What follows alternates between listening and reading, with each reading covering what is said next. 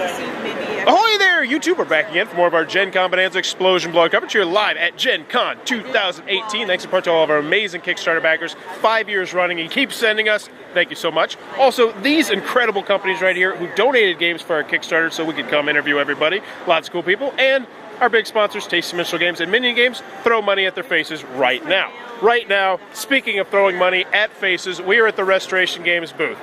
I have a face.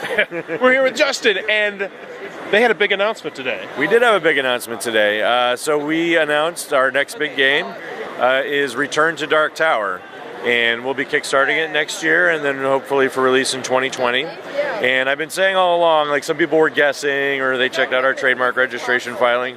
And I said, even if you know what you think you know what the announcement is, you don't know what the announcement is. Right. And that's because we had a second half of the announcement, which is that Rob and the rest of the team, JR and myself, are going to be co-designing it with Isaac Childress of Cephalo Fair Games, the designer of Gloomhaven. Whoa!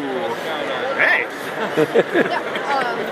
So what can you tell us about the game right now? Sure. We're still fairly early in development. We've been working on it for a while, but it's going to be a little bit heavier than the games that we brought out today, like Fireball Island and whatnot. Have a little more meat on the bone, as it were.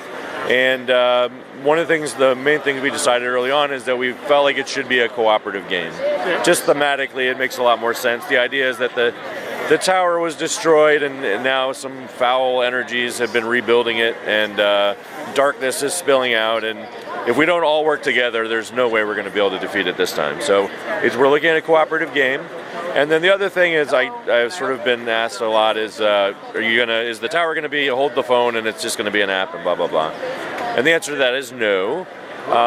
So the thing that everyone sort of remembers about the game is the tower was like the gizmo of it was like off the charts at the time. And an app these days, it's cool, but it's not going to blow anybody's mind if we just have an app. And so we knew right away it couldn't just be like, hey, the tower holds your phone and it plays sounds. So it will be app integrated, most likely, but that will not be the focus of the game.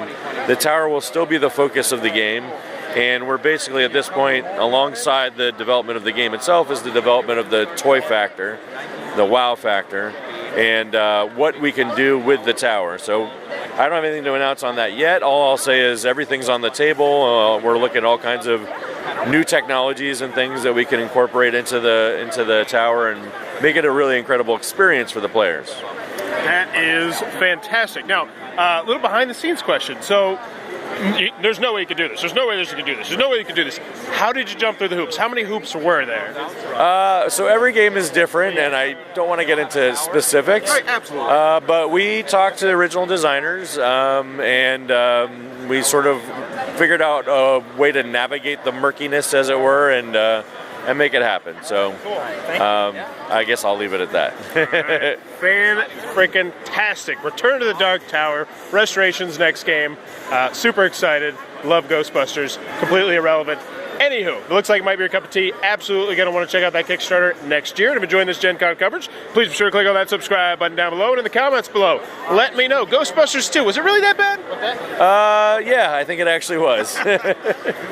It scared the heck out of me, but in hindsight, yeah, it's not the best. I'll be honest, I think it actually would have been a lot better if they didn't have the song. Really? The song kind of ruined it for me when they're driving the Statue of Liberty, and I forget. Yeah. I don't want to try and sing it right now, but that was a little. They kind of ruined it. Hey, for can we be cool with the spoilers there? A lot of people still haven't seen it. That's true. Spoiler alert. Let me know in the comments below. Ghostbusters 2, was it really that bad? And as always, thanks for your time, YouTube.